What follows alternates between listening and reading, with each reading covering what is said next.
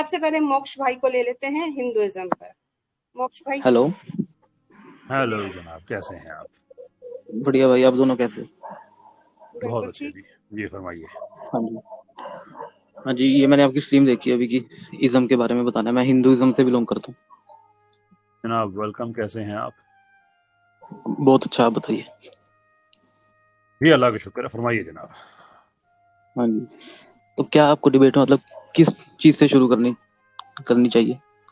अगर आप समझते हैं कि आपका धर्म इस्लाम से बेहतर है और इस बेस पे आप इस्लाम को कमतर समझते हैं, तो कोई बताइए, कोई हाँ, 9 चीज़ें अपने बारे में कोई अच्छी 1-2 से स्टार्ट कीजिए, उस पर बात शुरू करते हैं, देन सी हाउ ठीक फार है। दैट गोes। हाँ, वैसे पहली बात तो मतलब मैं किसी रिलीजन को ये नहीं समझता कि कम है या ज्यादा है, पर मेरे अकॉर्डिंग मेरा रिलीजन मुझे अच्छा लगता है, तो उसका मैं बता देता हूँ आपको कुछ कुछ पॉइंट्स। नहीं यार, ये सभी समझते हैं। ये ना मुझे बड़ी ये मीठी मीठी बात जो होती है ना कि नहीं यार मैं किसी रिलीजन को किसी को प्रेफर नहीं करता, ये मुझे बड़ी अजीब बात लगती है। इट्स ऑब्वियस अच्छा। कि एक जो क्रिश्चियन है वो क्रिश्चियनिटी को दूसरे रिलीजन से बेहतर समझता है तो ही वो क्रिश्चियन है। एक मुसलमान इस्लाम को अच्छा। दूसरे रिलीजन से बेहतर समझेगा तो ही मुसलमान होगा। Same applies to you. तो पूरे फखर के साथ, प्राइड के साथ कहें हाँ भी हम समझते हैं, and that's a honest position, वो एक अच्छी बात है। क्योंकि आप समझते नहीं है तो फिर सारी डिस्कशन के बाद यहाँ पे जो हम बातें करते हैं, ये इसको मैं डिबेट नहीं करता, ये डिस्कशन होती है। इस डिस्कशन के बाद आप कहें कि यार मैंने तो पहले ही कहा था कि हमारा अच्छा नहीं है, तो फिर वो बहुत से और लोग हैं उनका टाइम जाया हो जाता है जो समझते हैं कि वाकई वो अच्छा है। तो इसलिए माइंड ना कीजिए, अच्छा, खुल के आप कहिए, मैं रिस्पेक्ट करूंगा आपकी बात की। फरमाइए। चलो खुल के फिर कह देते हैं कि हाँ भी मैं अपने रिलीजन को अच्छा समझता हूँ। उस ये काफी हुई पॉइंट्स ना मुझे बात। अच्छे लगते हैं उसके। हाँ ठीक अच्छा। है। जी जी। ठीक है, काफी पॉइंट मुझे अच्छे लगते हैं उस अपने रिलीजन में। सही।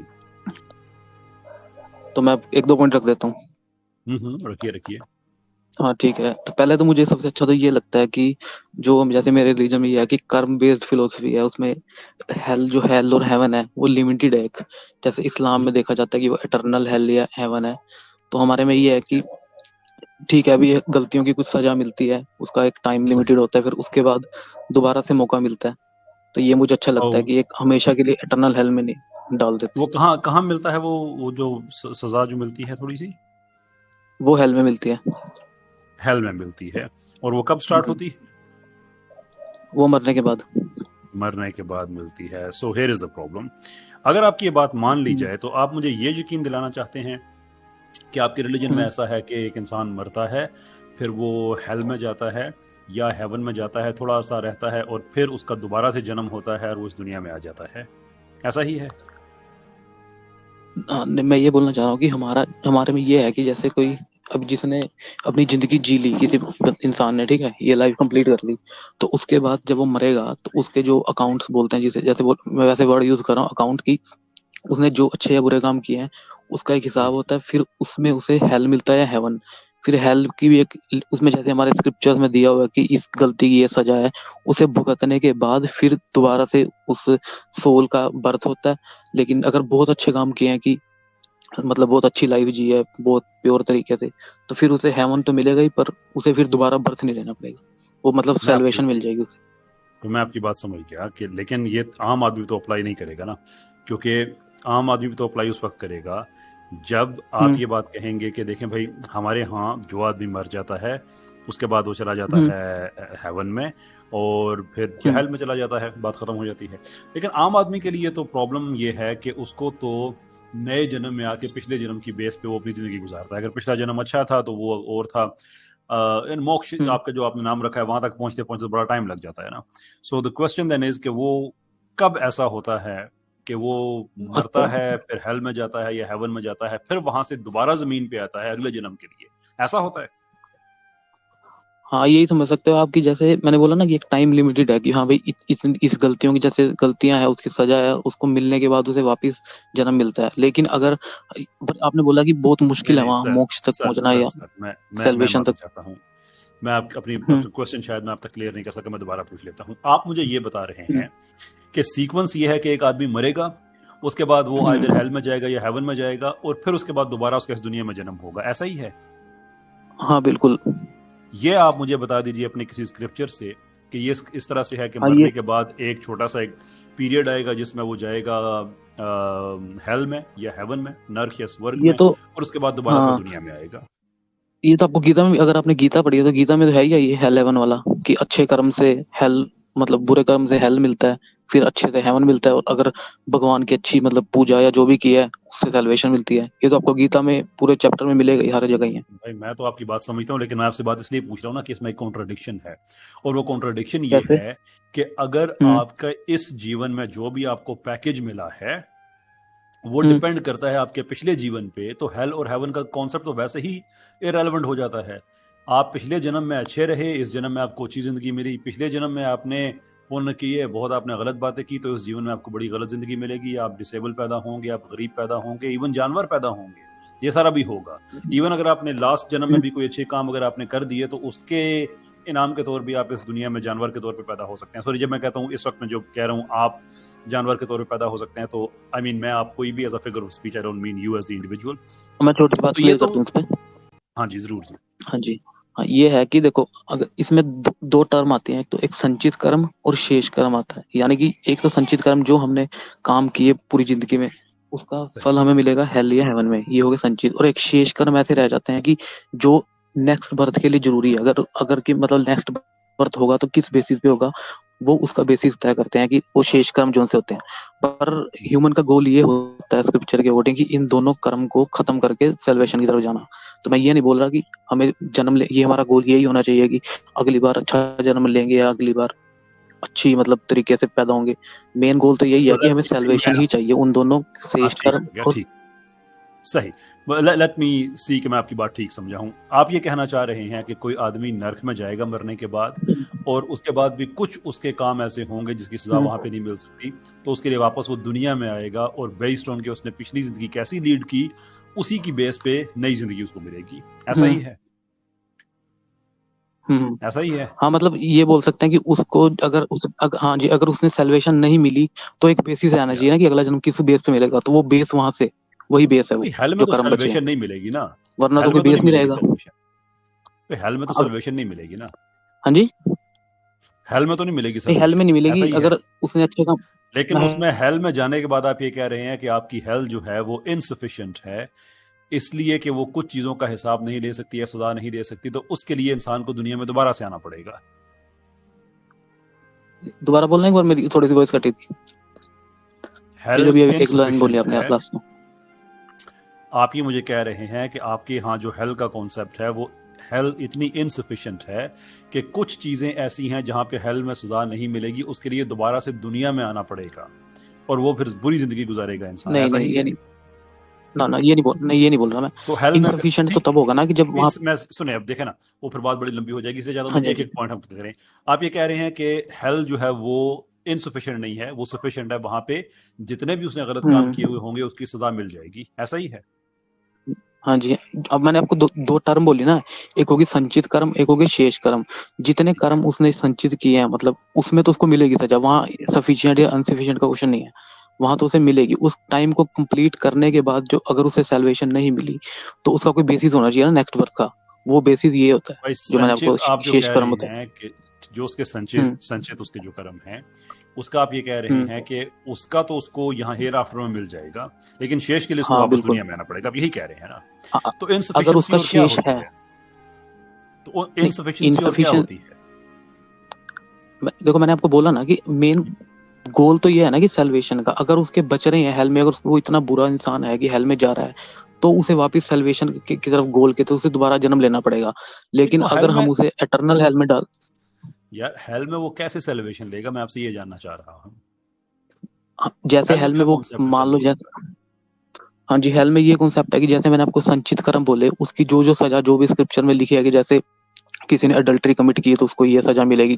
काफी टाइप के मतलब एक पैराग्राफ तक चैप्टर है पूरा कि इसने अगर किसी का रेप किया तो ये सजा है, मतलब इस टाइप के क्वेश्चन तो है उसमें। तो अगर जब वो उसके काम सजा उसे मिल जाएगी तो उसका जो नेक्स्ट बेसिस बर्थ होगा वो उसके जो शेष कर्म रहेंगे उस पर बेस्ड होकर उसे बर्थ मिलेगा। वो तो उसे मिल चुकी जो हेल से मिलनी थी सजा, जब टाइम देखिए लिमिट पूरी हो जाएगी तो उसे। मैं उस आपकी जो बात है उसकी जो प्रोसेस है, जो टेक्निकल डिटेल है, मैं उसकी वजह में जानना चाह रहा हूँ। आप मुझे सिर्फ प्रोसेस बता देते हैं। ये इन्फॉर्मेशन है जो आप दे रहे हैं, it doesn't make Sanatan any better कि नहीं उसमें ऐसा होगा तो फिर वो वापस आ जाएगा, वैसा होगा तो फिर वो वापस नहीं आएगा, ऐसा नहीं है। देखिए, आपने ये बताना है कि ये सिस्टम अच्छा है, और वो सिस्टम में अच्छाई आप ये बता रहे हैं कि वहां पे जाएगा तो दो तरह के, दो कैटेगरीज आपने बताई उसके कर्मों की। वो जब वापस जाएगा तो उसके बाद फिर वो अगर उसने अच्छे काम किए हुए तो वो स्वर्ग में चला जाएगा, वरना नरक में जाएगा, और उसके बाद फिर देखेंगे कि उसका कोई हिसाब किताब बाकी है, सल्वेशन अगर नहीं मिली है तो वापस इस दुनिया में आ जाएगा। तो आप ये कह रहे हैं कि आपकी हेल और हेवन दोनों इनसफिशिएंट हैं, कि वहां की जो कमी है वो दोबारा इस दुनिया में आके पूरी करनी पड़ेगी। नहीं, इनसफिशिएंट नहीं बोल सकते, मैं ये बोल रहा हूँ कि ये कंसेप्ट अच्छा है कि उसे एक मौका दोबारा मिलेगा। अगर उसे एटर्नल हेल में डाल देंगे तो वो तो हमेशा के लिए जलता रहेगा ना हेल में। मेरा पॉइंट ये समझो। अच्छा, आपके एक पंडित जी हैं या स्वामी जी हैं, मैं टाइटल उनका नहीं जानता, उन्होंने हजारों लोगों के मजमे में, ये यूट्यूब पे आपको वीडियो मिल जाएगी, बहुत बड़ा नाम है आपके रिलीजन में उनका, क्लीन शेव है। क्या नाम है?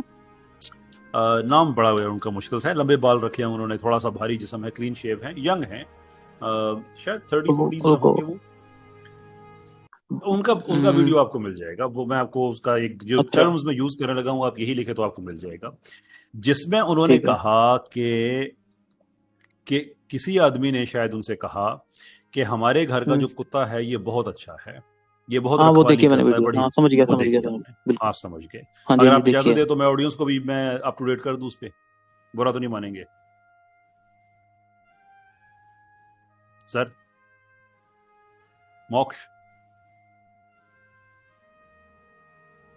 सर जी, उख्ती आपको आवाज आ रही है? नहीं, इनकी आवाज नहीं आ रही, खामोश हो गए। क्या फायदा हुआ, अच्छी वाली बात अब जा रही है। आप अपनी बात मुकम्मल कर रहे हैं। चलें, वो बेसिकली वो स्वामी साहब ये कह रहे हैं, कमेंट्स में कोई भाई उनका नाम बता रहे हैं, मैं नॉट श्योर कि यही उनका नाम है। बेसिकली उन्होंने ये कहा कि उनसे किसी ने कहा कि उनके घर का कुत्ता बहुत वफादार है, बड़ी रखवाली करता है, तो वो बताने लगे कि मैंने उन्हें बताया कि असल में ये आपके ग्रैंडफादर हैं, इन्हें पिछले जन्म में मरते समय इनके दिल में ख्याल आया कि मेरे बाद मेरे घर की कौन हिफाजत करेगा, तो उनको फिर कुत्ता बना के वापस भेज दिया गया। अमनोर इन डाले शोर कर कौन से कर्म ऐसे रह गए थे जिसके लिए उनको वापस आके कुत्ता बनना पड़ा, और अब वापस जाएंगे तो अब उनको मोक्ष मिल जाएगा। I'm sorry, you know, it's very difficult to keep a straight face and comment on these things. बहरहाल खैर, अच्छा लगा इनसे बात करके। उफ्ती आगे बढ़े। आपका टाइम है, लेकिन आप ऑलरेडी 15 मिनट्स ले चुके हैं मोक्ष भाई, मैं आपको सिर्फ 10 मिनट का टाइम दूंगा। जी मोक्ष भाई। जी सर। इनको बार बार मोक्ष मिल जाता है। हेलो हेलो जी हेलो। हाँ ठीक है, वो मेरी बहुत वाईफाई प्रॉब्लम थी थोड़ी सी, इसलिए लीव हो गया था। मोक्ष भाई, मुझे लग रहा है कि लास्ट टाइम आपको मोक्ष नहीं मिला, देयरफॉर आपका यहाँ पे ना दोबारा डिजिटल जन्म हो गया स्ट्रीम पे। नहीं, वो वाईफाई थोड़ी कभी कभी प्रॉब्लम कर देता है। अच्छा हाँ, तो अब आप क्या बात बोल रहे थे, वो वीडियो वाली, वहां से शुरू कर। हाँ, वो कुछ कह रहे थे कि पता नहीं आपको दादा जान के ग्रैंडफादर थे, वो घर की रक्षा करना चाह रहे थे, लेकिन उसके बाद फिर क्या हुआ कि उनको कुत्ता बना के वापस भेज दिया गया कि अपने घर क्या कर सकते थे। वो तो एक अच्छी चीज चाह रहे थे, लेकिन somehow apparently that was not taken और maybe it was taken good enough कि ठीक है, अगर आप जानवर के तौर पे जाते हैं तो फिर वो अच्छा होगा, कुछ इस तरह की बात यकीनन हुई होगी। मैं ये फिर वो कौन सा मोक्ष है, इसमें कैसे आप जस्टिफाई करते हैं? हाँ ठीक है, हाँ देखो, उन्होंने जो बात की ऐसे मतलब कुछ क्लेम्स, मतलब वो एक ये समझ लो कि वो एक गुरु भी नहीं बोल सकते, वो एक कथा करने वाले हैं, तो ऐसे क्लेम कहीं मतलब काफी लोग कर देते हैं। अगर हम मुस्लिम में देखें तो भी मतलब आपको पता ही है, कोई भी मौलवी भी कई बार ऐसे कुछ ना कुछ क्लेम कर देते हैं, पर अगर हम जो रेफरेंस हम देखें गीता से, वो इससे मैच नहीं करती जो उन्होंने बोला है। चलिए ठीक है, मैं आपकी बात मान लेता हूँ, ठीक, उन्होंने गलत कहा, I think that's fair argument, आप ये दे रहे हैं, आप ऑन नहीं करते उनकी बात को तो ठीक है। बट हियर यू नो जो प्रॉब्लम है इस बात में सारी में, वो फिर भी ये रह जाता है कि एक आदमी मिसाल के तौर पे वो इस दुनिया में चोर है, उचक्का है, बुरा आदमी है, और उसके पास ये जस्टिफिकेशन है कि देखो भाई, मेरी जो लास्ट लाइफ थी उसमें मैं बुरा आदमी था, तो सजा के तौर पे मुझे इस दफा भी यही जिंदगी मिल गई है जो मैं गुजार रहा हूँ। Now many people will make that argument, ठीक है, कि भाई ऐसा ही है, अब मैं क्या इसमें कर सकता हूँ। इस आदमी के लिए होप क्या है कि वो एक तरफ तो मैं भी चाहूंगा कि एक तरफ तो उसकी सिचुएशन ये है कि वो बेचारा पहले ही एक बुरी जिंदगी गुजार रहा है, और गुजार रहा है इसलिए कि वो उस पर इम्पोज है एक तरह की, और फिर मरने के बाद वो नर्क में जाएगा और उसके बाद फिर उसको बुरी जिंदगी मिलेगी जिसमें उसके पास अच्छे काम करने के बड़े कम ऑप्शंस हैं, और फिर वो बुरे काम करके फिर वो दोज़ख, क्योंकि उसके वो लाइफस्टाइल जो उसको ऐसा मिला, उसको पैकेज जो ऐसा मिला। Does this make sense to you sir? हाँ, मतलब इसमें थोड़ी सी ऐड करना चाहूंगा। आपने बोला ना कि चोर चोर पैदा हुआ है, उसके लिए होप क्या, और वो पैदा ही हो गया तो बुरी लाइफ ही जिएगा।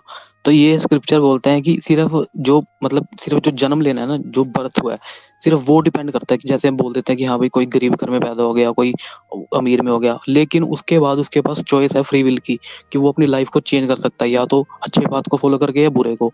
अब ये देखते हैं कि कुछ गरीब होते हैं वो अमीर निकल जाते हैं, अमीर बन जाते हैं बहुत, लेकिन कुछ अमीर भी बुरे उसमें फंस के बुरे उसमें चले जाते हैं। तो सिर्फ आपका जो ये बर्थ लेना है, सिर्फ ये डिपेंड करेगा उस पे। उसके बाद आपके पास फ्री विल ये है कि आप अच्छा मतलब धर्म को या रिलीजन को अच्छे से फॉलो करके आप उस अच्छे वे पे जा सकते हो। तो होप उसके लिए यही है इसमें। तो फिर उसके बाद वो स्वर्ग में जाएगा। हाँ, वो उसके कर्म पे डिपेंड करेगा ना, जैसी लाइफ जिएगा। मतलब उसकी जिंदगी जीने के उसके फ्री विल है, चॉइस की। मतलब उसने अच्छी जिंदगी गुजारी, उसके बाद वो स्वर्ग में चला गया, अब वो वहां पे एंजॉय कर रहा है, और फिर एक दिन उसके पास खुदा फरिश्ता जो भी हो, उसका अल्टरनेटिव कॉन्सेप्ट आपके पास है, वो जाता है, उसे कहता है कि यार देखो स्वर्ग में तुम मजे तो बड़े अच्छे कर रहे हो, it's all going well for you, it's beautiful place, लेकिन कुछ ना तुम्हारा अकाउंट रह गया है, जो आपने 2 कैटेगरीज बताई थी उसकी कुछ ना कुछ रह गई है, अभी मोक्ष नहीं मिला, तो जाओ वापस दुनिया में। तो उसके साथ ही थोड़ी इनजस्टिस नहीं है कि यार मैं अच्छे काम करके यहाँ पे आया हूँ, फिर आप कह रहे हो कि नहीं कुछ रह गया, जाओ वापस दोबारा से वहां पे जहाँ पे एवरी पॉसिबिलिटी है कि शायद फिर मैं गलत कर जाऊं, फिर मैं नर्क में चला जाऊं। तो ये इनजस्टिस नहीं है थोड़ी सी? इनजस्टिस इसलिए नहीं है ना, क्योंकि देखो अगर मान लो कोई बंदा काम अच्छे कर रहा है, कि वो समाज के लिए अच्छे काम कर रहा है, मतलब सभी उसने वो लोगों की हेल्प कर रहा है, तो वो उसके कर्म हो गए कि उसको उस पर डिपेंड मिलेगा कि वो नर्क में जाएगा स्वर्गीय कर्मों पे।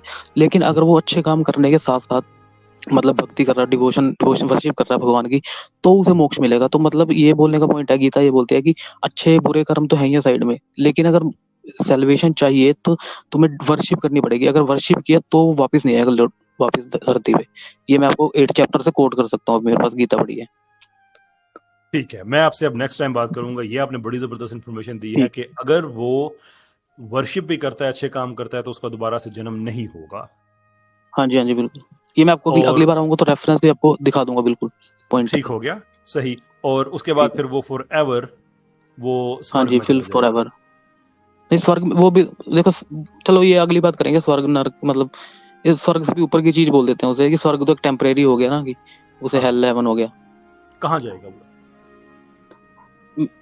ये मुझे गीता कोट करनी पड़ेगी। उसे बोला जाता है कि परम गति या परम धाम बोला जाता है। वहां से वो एक ऐसा रियल्म है कि वहां से वापस नहीं आ जाएगा बस वो। स्वर्ग भी ऐसा है कि स्वर्ग से तो वापस आ ही जाएगा वो नीचे।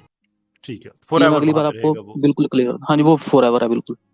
और इस्लाम से आपको प्रॉब्लम ये था कि जो हमारा ऐसा ट्रांसेंडेंट रियल्म है वहां पे मुझे ये इटर्नल वाले से प्रॉब्लम था। हाँ जी फॉरएवर इज इटर्नल, राइट? हाँ, बस ये था मुझे कि उसे जो हेल मिलेगा, वो हेल उसे हमेशा के लिए, एक बार गलती मतलब एक लाइफ से ही उसे हमेशा के लिए हेल मिल गया। हो गया, ये बात थोड़ा समझ आ गई, ये तो हमें समझ आ गई। लेकिन मैं आपसे डिसएग्री करता हूं। लेकिन मैं आपसे स्वर्ग वाली बात कर रहा हूं कि उसे हम जन्नत कह रहे हैं, आप उसे कह रहे हैं कि ट्रांसेंडेंट रियल्म है ये, जहां पे वो जाएगा तो वो वापस कभी भी नहीं आएगा, हमेशा वहां पे रहेगा। और जन्नत से आपको ये प्रॉब्लम है कि वहां पे भी इंसान जाएंगे तो वापस नहीं आएंगे। प्रॉब्लम क्या है आपका इस्लाम से? फिर प्रॉब्लम नहीं है कि अपने कर्म की वजह से मतलब सेल्वेशन मिल रही है, नहीं। प्रॉब्लम ये है कि जो बंदा, अगर समझ लो कि किसी ने कोई चोर का एग्जांपल ले लो, या चोर का भी नहीं बोलेंगे, कि किसी ने इस लाइफ में कुछ बुरे काम किए, तो उसे अगर हेल में हमेशा I'm sorry, मैं आपकी बात कर रहा हूँ, मैं हेल की बात नहीं कर रहा। मैं तो हम आपसे बात करेंगे, आई डिसएग्री विद यू, इसलिए मैं नेक्स्ट टाइम मैं आपसे उसमें बात करूंगा। मैं आपसे हेवन की बात कर रहा हूँ, या उस रियल्म की बात कर रहा हूँ जिसमें आप कहते हैं कि इंसान चला जाए तो फिर वो वापस नहीं आता और वो इटर्नली वहां पे रहता है, फॉरएवर वहां पे रहता है। आपके जो इस्लाम से प्रॉब्लम थे कि वहां इंसान मरने के बाद जन्नत में जाता है या दोज़ख में जाता है, हेल में या हेवन में, तो वो हमेशा के लिए वहां पे रह जाता है। तो आपके नजदीक इस्लाम में ये एक प्रॉब्लम है। जबकि हिंदुज़म में भी आप ये बता रहे हैं कि एक ऐसा रियल्म है जहां पे जाने के बाद इंसान वापस नहीं आता, फॉरएवर वहां पे रहेगा। इस्लाम भी ये कहता है कि जन्नत में आप हमेशा रहेंगे। Then what exactly is the problem? रहने की प्रॉब्लम ये रहा, प्रॉब्लम नहीं है कि रियल में हमेशा रहेगा। प्रॉब्लम ये है कि जो हेल में जा रहा है वो टर्नल जा रहा है या नहीं। आपकी आवाज आ रही है? आवाज उनकी नहीं, मोक्ष भाई आपकी आवाज कट रही है। मोक्ष मेरे ख्याल में बाद में चलो नेक्स्ट टाइम करते हैं, आवाज बहुत ज्यादा नेक्स्ट टाइम करते हैं, ठीक है ठीक है ठीक भी हो गई है। चलिए ठीक नेक्स्ट टाइम करते हैं, नेक्स्ट टाइम आएगा, नेक्स्ट टाइम के लिए भी मैं एक सवाल रखूंगा। श्योर हाँ जी हाँ जी।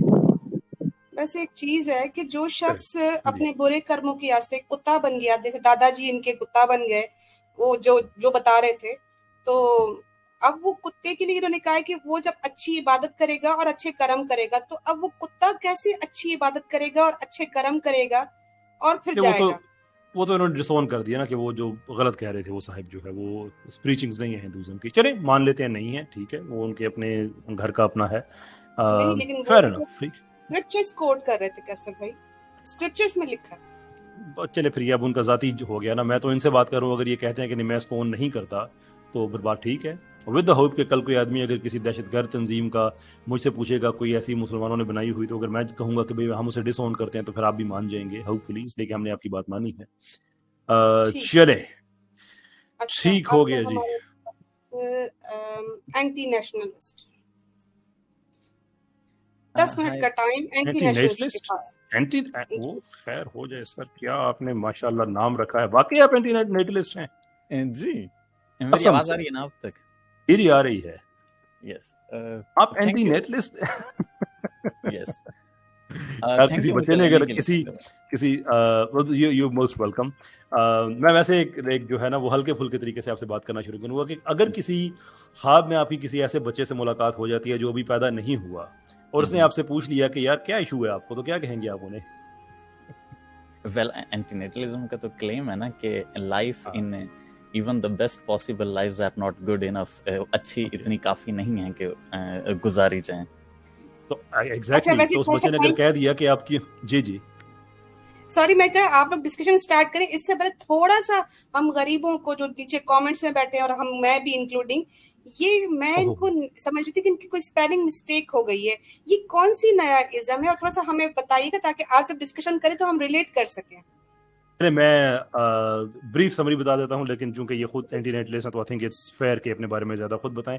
एंटी नेटलिज्म एक पोजीशन है जो समझती है कि जिंदगी बिकॉज जिंदगी के साथ हमेशा अनफेयर रहेगा, देयरफॉर नई लाइफ क्रिएट नहीं करनी चाहिए। प्रैक्टिकल मैनिफेस्टेशन इनकी सोच की है कि नए बच्चे नहीं पैदा करने चाहिए। There should not be any more children in the world. हाँ जी, एंटी नेटलिस्ट साहब, ओवर टू यू। यस, आपने बिल्कुल सही से बताया है। वेल, मेरा जो कैसर साहब, जो मेरा आपसे एक सवाल था वो ये था कि फॉर एग्जांपल ऑब्वियसली जो मुस्लिम्स हैं उनका तो ये बिलीफ है ना कि अल्लाह ने हम सबको पैदा किया है, लाइक जो भी इंसान क़यामत तक पैदा होंगे वो अल्लाह ताला पैदा करेगा। और एंटीनेटलिज्म क्योंकि आई थिंक उधर इतनी उस डिस्कशन में नहीं जाता, वो ये समझता है कि लाइक आप एक पर्सनल लेवल पर आप रिस्पॉन्सिबल हो किसी इंसान को पैदा करने के लिए, तो आपको नहीं पैदा करना चाहिए। बट लाइक अगेन अगर हम इसको रिलीजन को क्वेश्चन करें तो आपको नहीं लगता like what are your views on that कि अल्लाह ताला ने मतलब इतने लोग पैदा किए और इतनी सफरिंग है, ये जो सारा प्रोजेक्ट है इसमें से अल्लाह ताला को क्या हासिल हो रहा है? फॉर एग्जांपल पता नहीं कितने लोग जहन्नम में जाएंगे, और अभी आप और मैं जब बात कर रहे हैं पता नहीं कितने लोग सफरिंग में हैं और कितना प्रॉब्लम है। या तो फिर आप ये कह सकते हैं कि हम लोग जो एंटीनेटलिस्ट टाइप लोग हैं ये सेंसिटिव ज्यादा हैं, बट मैं कहूँगा यार बहुत ज्यादा सफरिंग है दुनिया में। आई थिंक इरैशनलिस्ट हैं आप, आई थिंक इरैशनलिस्ट हैं आप, सेंसिटिव भी हो सकते हैं, बट द प्रॉब्लम इज कि जो इंसान देखें, सेंसिटिव होना और प्रैक्टिकली कुछ ना करना ये दो अलहदा चीजें हैं, राइट? सो फॉर एग्जांपल कि अगर मैं ये कहूँ कि एक आदमी भूखा है और मैं उसके लिए कुछ ना करूँ लेकिन सेंसिटिव हो जाऊँ, सोचूं जरूर, आपके ख्याल में ये बेहतर है या ये बेहतर है कि मैं उसको खाना खिला दूं? नहीं, बिल्कुल खाना खिलाना चाहिए। कुछ करना बेहतर है ना सिर्फ सेंसिटिव होने से। Yes, ठीक है। और चैरिटी स्टार्ट्स एट होम, आप ये भी बात मानते हैं? यस। तो फिर अगर जिंदगी बुरी चीज है और उस पर आप ये समझते हैं कि प्रैक्टिकली कुछ करना बेहतर है, सिर्फ सेंसिटिव होना काफी नहीं है, और चैरिटी भी घर से स्टार्ट होती है, यानी कि अपनी जात से काम स्टार्ट करना चाहिए, तो डोंट यू थिंक कि सारे एंटी नेटलिस्ट जो है उनको खुदकुशी कर लेनी चाहिए? उससे प्रॉब्लम कौन सा सॉल्व होगा? कम से कम आपकी जो एक ईमानदारी है, आपकी ऑनेस्टी है, वो तो सामने आएगी ना कि you think life is bad, therefore you give it up.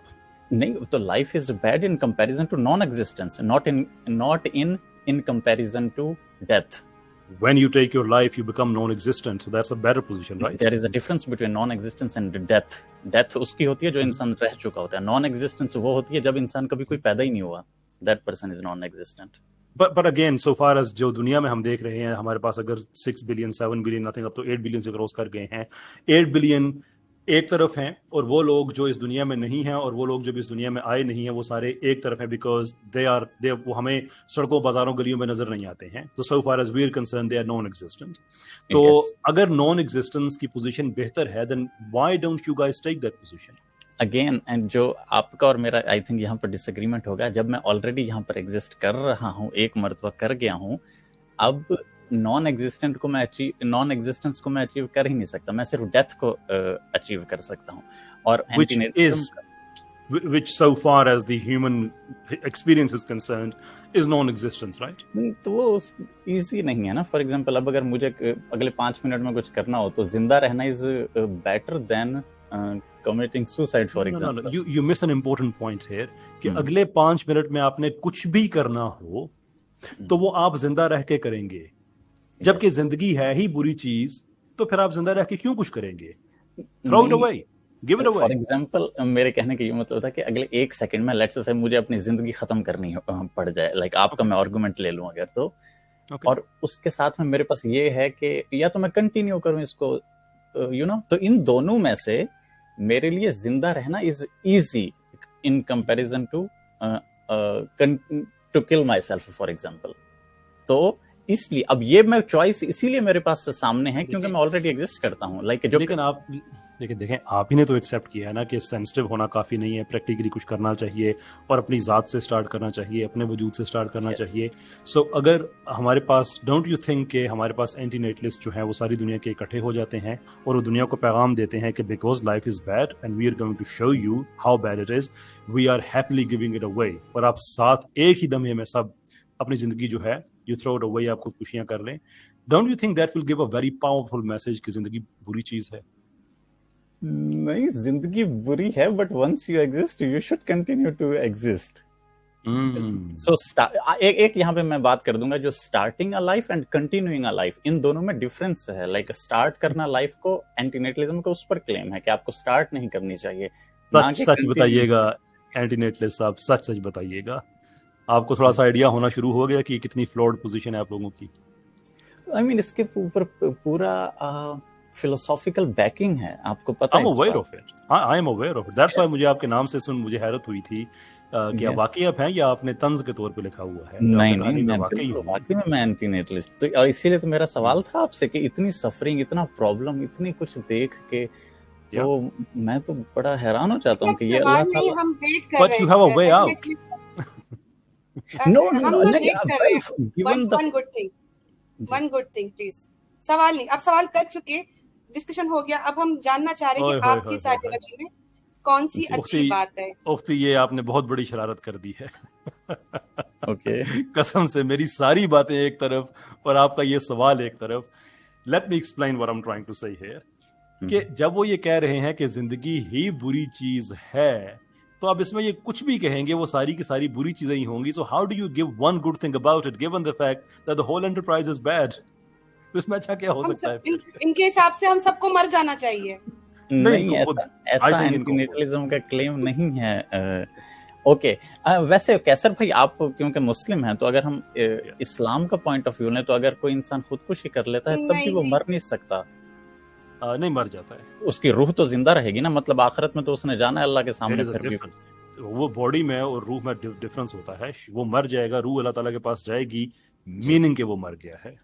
हाँ, तो अल्लाह तो मतलब इंसान कोई खुदकुशी करेगा, ये तो अल्लाह ताला उसको और पकड़ के और डंडे मारेगा कि तुम्हें मैंने जिंदगी दी और तुमने राइट छितर परेड होगी, या प्रॉपर छितर होगी। तो वो इंसान अल्लाह से कह नहीं सकता कि अल्लाह मैंने तो आपसे जिंदगी मांगी नहीं थी, आपने ऐसे ही मुझे पैदा करके भेज दिया दुनिया में कि जाओ और भुगतो वहां पे।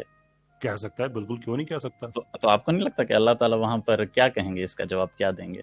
वही जो अल्लाह ने कुरान में कहा है कि मैंने ये जो अमानत है ये अपनी बड़ी बड़ी क्रिएशंस के सामने रखी, सब पीछे हट गए, लेकिन इंसान आगे बढ़ा। इंसान ने चूज किया कि वो दुनिया में जाके खिलाफत करे, और उसके बाद चूंकि इसका टेस्ट है इसलिए ये इंफॉर्मेशन इसके दिमाग से डिलीट कर दी गई। लेकिन हर आदमी का हक है कि क़यामत के दिन ये सवाल पूछे, उसको वो मंजर भी दिखाया जाएगा जब वो आगे उठ के कह रहा था कि हाँ हम करेंगे। अल्लाह ताला से आप ये तवक्को ही नहीं रख सकते हैं कि उन्होंने किसी के साथ नाइंसाफी की हुई होगी। It's a good question, it's a right question to ask, but you will have the answer. सवाल मेरा आपसे ये है कि अगर तो अल्लाह ताला के पास कोई जवाब ना हुआ जी, फिर तो आप केस जीत गए, लेकिन है तो फिर भी आप अल्लाह ताला के पास ही, उसी पावरफुल अल्लाह ताला के पास। अगर उसने एक बेइंसाफी आपसे कर दिया, अगर उसने एक बेइंसाफी कर दिया कि आपकी मर्जी के बगैर आपको इस दुनिया में भेज दिया, तो दूसरी नाइंसाफी कर सकता है कि आपको पकड़ के दोज़ख में भी डाल सकता है। हाँ, तो इसे लेकिन इमोरल गॉड कह देंगे बस। अगर वो नहीं, आप फिर जो मर्जी कहे ना, फिर ताकत तो उसके पास है, आप जो मर्जी कह लें, आपके इमोरल कहने से आपकी आग दोज़ख की ठंडी तो नहीं हो जाएगी। बिल्कुल ठीक है, एक हाइपोथेटिकल सिनेरियो हम बात कर रहे हैं, लेकिन वो जवाब अल्लाह ताला ने आपको दे दिया और आपने वो सारे का सारा देख लिया, फिर क्या करेंगे? नहीं, अल्लाह ने पहले मुझे पैदा किया फिर मुझसे सवाल पूछा ना, तो मैं तो ये एतराज भी कर सकूंगा कि अल्लाह मुझे पैदा करके सवाल ही क्यों पूछा। मतलब अल्लाह ताला ने अगर आपको जवाब दे दिया, ठीक है, ये पैदा करने से पहले, ये आलमी अरवाह से पहले की बातें हैं, अगर अल्लाह ताला ने आपको जवाब दे दिया तो क्वेश्चन ये है फिर आप क्या करेंगे? हाँ, अगर अल्लाह ने मुझे कन्विंस कर दिया कि मैं गलत हूँ तो फिर तो ठीक है, मतलब ऑब्वियसली आप तो फिर अल्लाह की बात ठीक हो जाएगी ना। चले इस बात पे बात खत्म करें, हम अच्छे पॉइंट पे हम आ गए हैं, क्या मतलब सस्पेंड करें इस बात को? ठीक है, हम सस्पेंड कर देते हैं। थैंक यू वेरी मच, शुक्रिया आपका, थैंक यू, आपसे बात करके अच्छा लगा, बहुत अच्छा लगा, थैंक यू। ओके, अल्लाह हाफिज। इतने खुश थे जवाब लेकर।